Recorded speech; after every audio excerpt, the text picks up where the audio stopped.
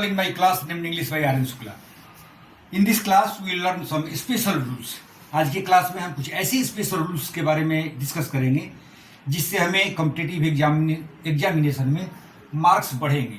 We will add some marks in competitive exams. Let's start. पहला rule है कि कोई अगर सेंटेंस में अगर इस सेंटेंस में किसी कंजंक्शन का प्रयोग किया गया हो. कंजंक्शंस कौन कौन से हैं? जैसे एज इफ और एज दो. इन दोनों में से किसी एक कंजंक्शन का प्रयोग किया गया हो तो दो केसेस होते हैं. और अगर सेंटेंस अगर प्रेजेंट हो तो वहां पर हम वर का प्रयोग करेंगे या वुड प्लस V1 का प्रयोग करेंगे मीनिंग के अनुसार. कैसे करेंगे हम आपको एग्जाम्पल के थ्रू एक्सप्लेन करेंगे. तो देखिए, पहला सेंटेंस है जो मैंने बताया था कि एक प्रिंसिपल क्लॉज होगा और एक सबऑर्डिनेट क्लॉज होगा. यानी सेंटेंस हमारा किस तरह का हो गया? Complex sentence.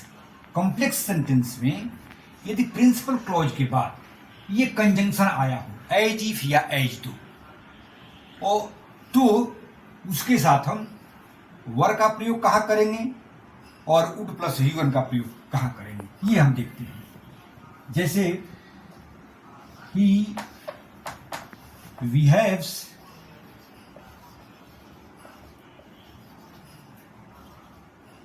as if या एज दो, दोनों में से कोई भी आया हो, दोनों का मीनिंग सेम होता है. एज दो, he behaves as if और एज दो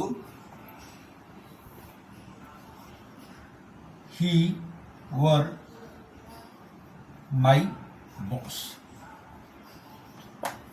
वह इस तरह से बिहेव करता है मानो मेरा बॉस हो. तो यहां पर आप इज का प्रयोग नहीं कर सकते हैं. यहां पर अगर ये एज इफ या एज दो का प्रयोग किया गया हो तो उसके बाद वाला जो सेंटेंस होगा उसमें सब्जेक्ट चाहे कुछ भी हो वर का ही प्रयोग होगा, वर का प्रयोग होगा. और दूसरा, अगर वर का प्रयोग नहीं है तो वुड का भी प्रयोग होता है. जैसे ही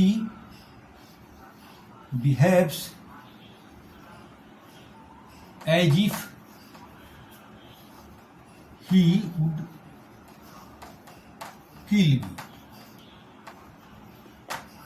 वो वैसा बिहेव करता है मानो मेरा जान ले लेगा. तो अगर वर का प्रयोग नहीं किया गया है, अगर वुड का प्रयोग किया गया है तो वुड के बाद V1 फॉर्म का प्रयोग किया जाएगा. ये आपको देखना है. एज इफ के बाद हम वुड V1 का प्रयोग करेंगे या वर का प्रयोग करेंगे. तो अगर सेंटेंस करेक्शन करना हो तो उसमें आपको ये ध्यान देना है कि वुड के बाद V1 का प्रयोग होगा. और अगर वुड का प्रयोग नहीं किया गया है तो सब्जेक्ट चाहे कुछ भी हो वर का प्रयोग होगा.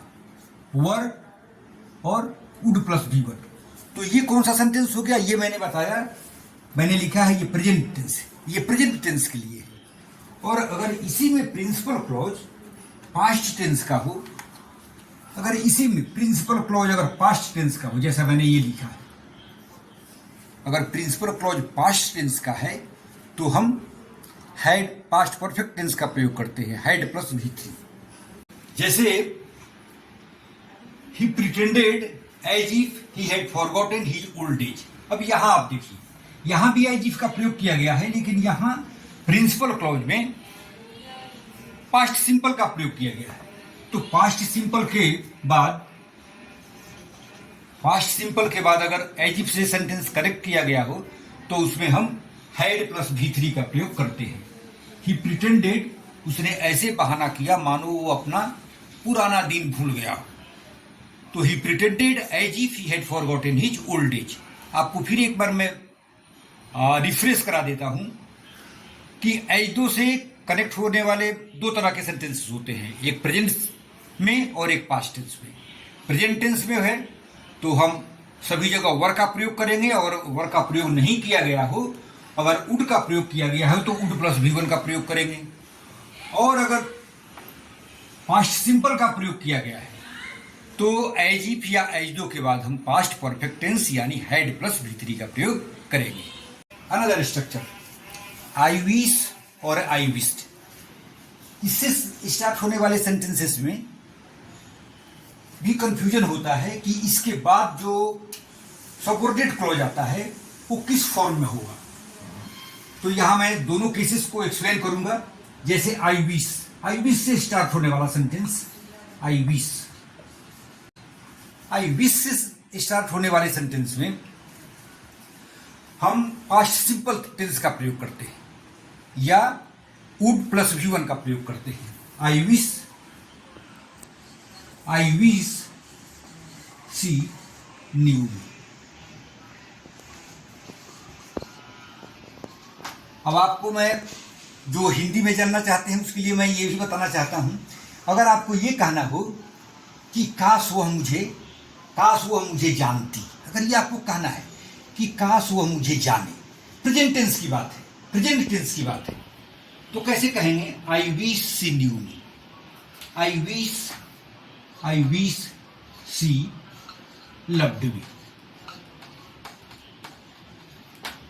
अब यहां लोगों को डाउट होने लगता है कि अगर हम भले आई विश का प्रयोग कर रहे हैं तो उसके बाद जो क्लॉज आ रहा है उसको हम प्रेजेंट में रखें या पास्ट में रखें।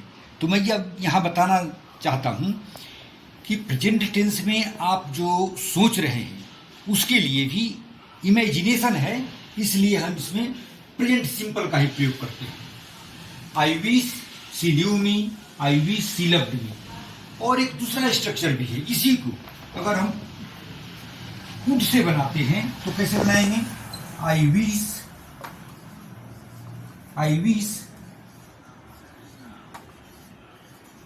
She would know me. दोनों का मीनिंग सेम हुआ, I wish she knew me. और अगर न्यू के बदले अगर हमको नो का यूज करना है तो क्या चेंजेस लाना पड़ेगा?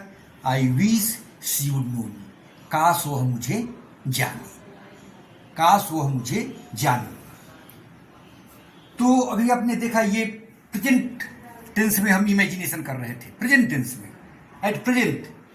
और अगर यही इमेजिनेशन अगर पास्ट टेंस का होता, विश्ड का प्रयोग किया गया होता तो क्या चेंजेस होता?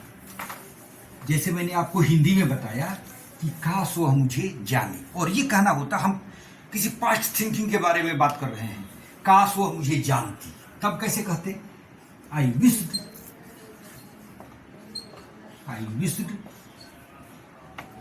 शी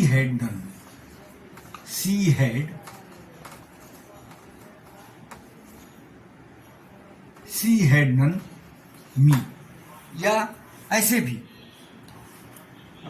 काश वो मुझे पहचानी होती, काश वो मुझसे प्यार की होती, तो कैसे क्या बोलते? आई विश्ड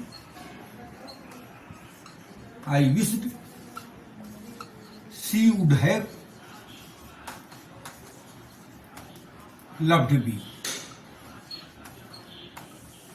तो आपको यह ध्यान देना है कि अगर विश्ड हो यानी प्रिंसिपल क्लॉज भी अगर पास्ट टेंस में हो तो हम पास्ट परफेक्ट टेंस या वुड हैव प्लस V3 का प्रयोग करेंगे। वुड हैव प्लस V3 का प्रयोग करेंगे। और पहले मैंने आपको बताया अगर आई विश हो यानी प्रेजेंट टेंस हो तो हम वुड प्लस V1 का प्रयोग करेंगे या केवल V2 का प्रयोग करेंगे। आई wish she knew me, I wish she would know me. So friends, with this I would like to close this video. Expect that it will be beneficial for you. Please like and subscribe my channel. See you in next video. Thank you very much.